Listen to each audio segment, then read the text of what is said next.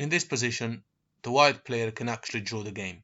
Even though these 3 pawns are all connected, white just needs to mess around by playing a move like bishop e4, for example. Now, I'm going to be pushing pawns because that's the only thing that black needs to do if he wants to try and win. Otherwise, we're just going to be doing this forever. Black plays f5, for instance. White continues with bishop c6. And now black goes on with check. The king moves, and now black has to play king to f5. After the check, black is forced to go to g5 in order not to lose the f4 pawn. But now the draw is already achievable. Bishop takes in g6. And after the king takes, the king can take in f4. And the h pawn is not going to promote, obviously, because we're going to place the king on the h file. And as we all know, that's a draw. Right from the start, let's give black another chance.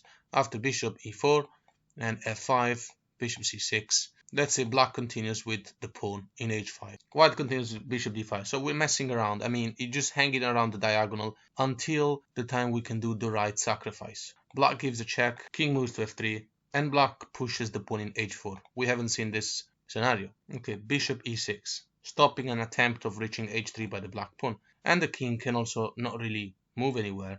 f5, g4 are taken by the bishop and by the king. The pawn cannot push to h3. So black has to give up the f4 pawn. What happens after an attack on the bishop? Bishop h3.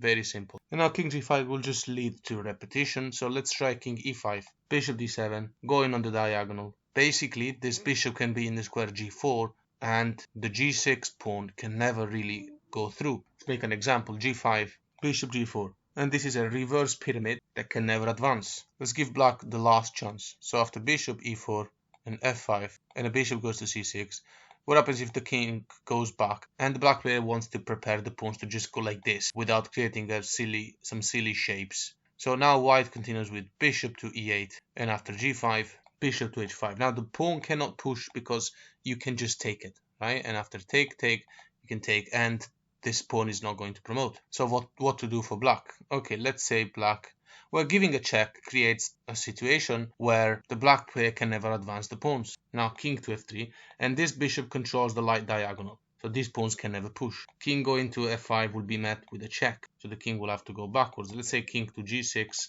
then king to e4. And pushing the pawns in h5 looks like it's making some progress because it wins the tempo, but white will play bishop e2.